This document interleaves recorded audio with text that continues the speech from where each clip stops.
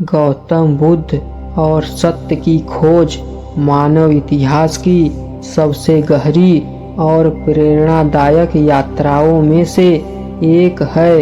यह सिर्फ एक व्यक्ति की कहानी नहीं, बल्कि ज्ञान, आत्मबोध और करुणा की अनंत यात्रा है।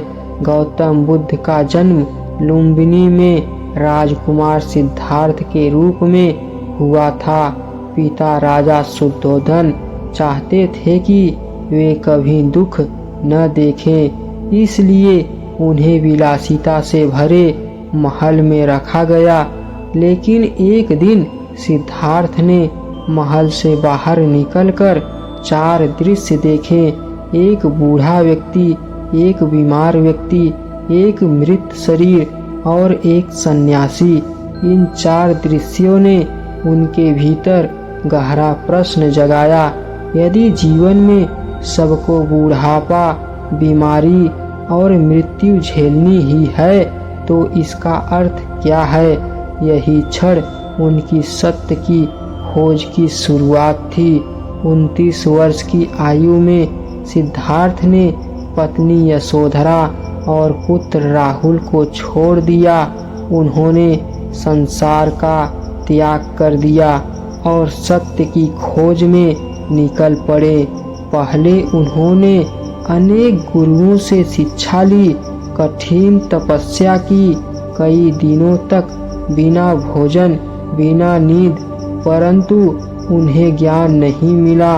उन्होंने महसूस किया कि अत्यधिक कष्ट भी सत्य नहीं दे सकता।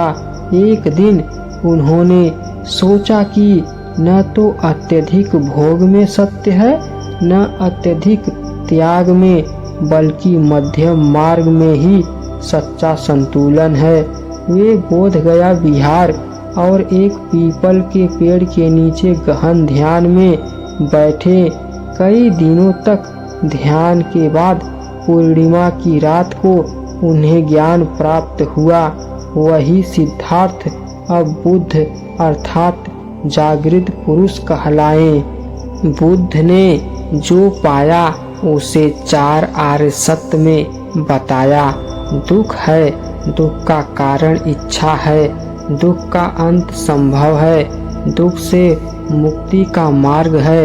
यही था वह सत्य जिसकी खोज में उन्होंने अपना जीवन लगा दिया। बुद्ध का सत्य कोई धार्मिक मत नहीं था, बल्कि जीवन जीने का अनुभव था। जो कुछ तुम स्वयं न देखो उसे सत्य मत मानो। उन्होंने बताया कि सत्य बाहर नहीं, भीतर है। ध्यान, करुणा और आत्म जागरूकता से उसे पाया जा सकता है।